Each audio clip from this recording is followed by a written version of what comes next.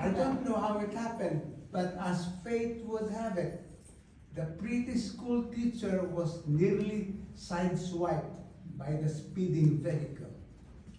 Luckily, she was unharmed, but her clothes got muddied. The Jeep was driven by an American serviceman from Clark Air Base, which was about 20 miles away, who alighted from the Jeep quickly and apologized immediately. He was in a hurry, he said, but he asked for her name and inquired where she lived. She could only say, Apalit, Pampanga, but she could not give the exact address because you may find it weird, but at that time, house numbers and street numbers were not yet in use in that part of the world. Anyway, she forgot all about the incident, but the American serviceman returned to Apalit a few days later.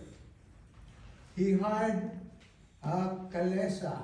A Kalesa is a horse-drawn vehicle, which was the common mode of transportation then. And the driver's name was Toto Cortez. And the two of them went house to house, inquiring about the beautiful teacher who was teaching in the elementary school in Santo Domingo, Minalim. Again, as destiny would have it, they chanced upon my sister, who was looking out the window of our house. And she was the one who confirmed that the school teacher named Miss Alapit lived there.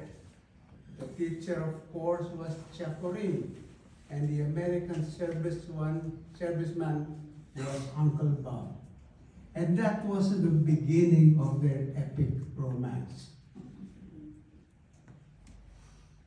Chaporin was a central figure in my youth and all through these past 7 decades.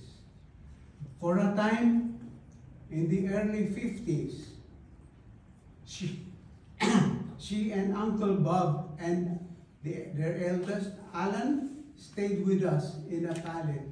And when they settled in a house in downtown Angeles City and later on within Clark Air Base, my sisters and I frequently spent weekends at their house. Chakoring lavished us with toys, chocolates, and American goods. I clearly remember the configuration of their house on 5613 O'Leary Avenue, Clark Air Base. That is where I remember Alan and I played a lot, and that is where I learned how to ride a bike. I vividly remember too my investiture as a Cub Scout in 1955 in Apalit. Uncle Bob and Chakoring drove all the way from Clark Air Base to Apalit, and Uncle Bob was my sponsor for the ceremony. And how proud I felt then to have a tall and handsome American as my sponsor. It was truly unforgettable.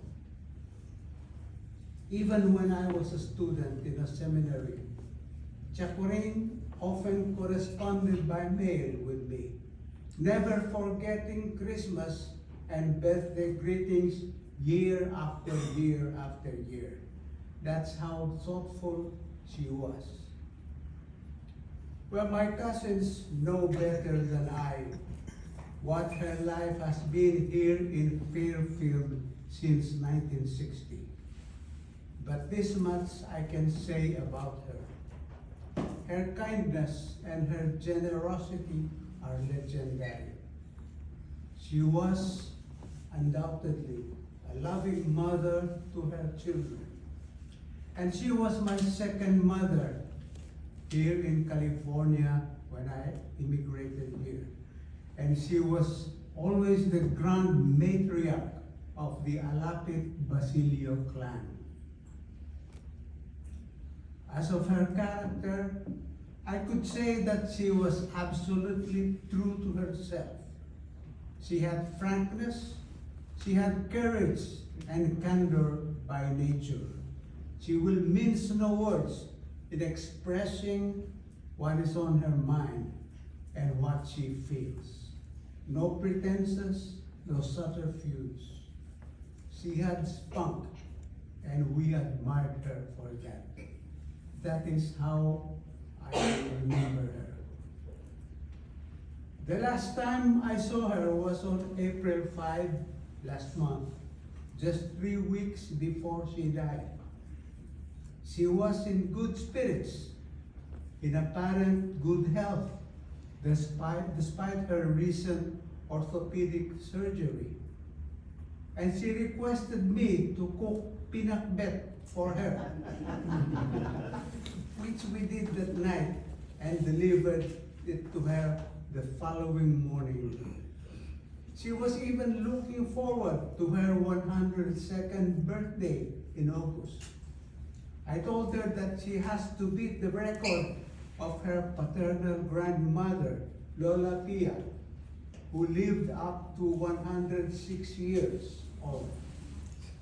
And she still had 20/20 vision and could still thread a needle in her old age. How I wish I inherited their longevity genes. But then, all good things must come to an end. And so, with a heavy heart, tomorrow we will give back to God and to Mother Earth one of the sweetest souls that ever lived on earth. Hers was indeed a life worthily lived.